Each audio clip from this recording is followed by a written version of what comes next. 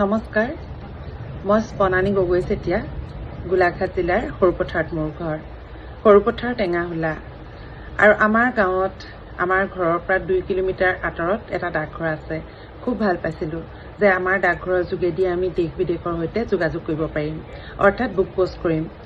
কিন্তু আজি কেইমাহমানৰ পৰা তেওঁলোকে ডাকঘৰৰ লোকসকলে মোৰ যিখিনি মই বুক পোষ্ট কৰিবলৈ যাওঁ সেই বুক পোষ্ট নকৰা হ'ল, অৰ্থাৎ তেওঁলোকৰ পৰ্যাপ্ত বস্তু নাই হেনো। কিন্তু কথা হ'ল আমি চৰকাৰী কিছুমান বিভাগৰ ওপৰত বৰকৈ নিৰ্ভৰ কৰি কিছুমান কাম কৰিব বিচাৰোঁ। তেনেস্থলত গাঁৱৰ ডাকঘৰৰ হিচাপে কিয় চৰকাৰে এলাগী কৰি ৰাখিছে আমাৰ গোহাঁইগাঁও ডাকঘৰটো। এযোৰ সৰু টেবুল চকী আৰু এখন সৰু বেঞ্চ থকা অফিচটোত থকা চৰকাৰী কৰ্মচাৰীসকলক মই একো দুখ নিদিওঁ। তেওঁলোকে অফিচটোত হয়তো নিৰুপায় হৈহে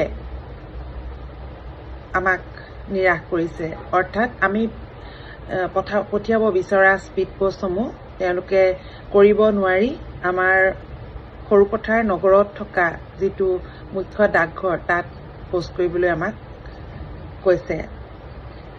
গোহাঁইগাঁও ডাকঘৰটোৰ এই কাৰ্যত প্ৰকৃততে মই বৰকৈ মৰ্মাহত হৈছোঁ, কিয়নো আমি কিছুমান গাঁৱতে থাকি গাঁৱৰ চৰকাৰী অফিচটোৰ পৰাই আমি কিছুমান কাম যদি কৰিব পাৰোঁ আমাৰ নিজৰো সুবিধা হয় আৰু মোৰ লগতে হয়তো আন গাঁওবাসীয়েও তেতিয়া সুবিধাখিনি লাভ কৰিব। আৰু মই বিচাৰোঁ আমাৰ এই গোহাঁইগাঁও ডাকঘৰটোৰ পৰাই আমি যাতে দেশ বিদেশৰ লগত যোগাযোগ কৰি মোৰ দৰে এই বুক পোষ্ট কৰিব বিচৰা লোকসকলক সহায় সহযোগিতা আগবঢ়াব।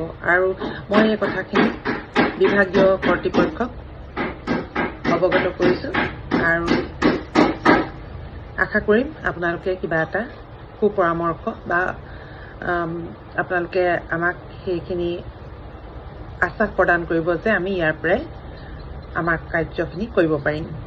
ধন্যবাদ।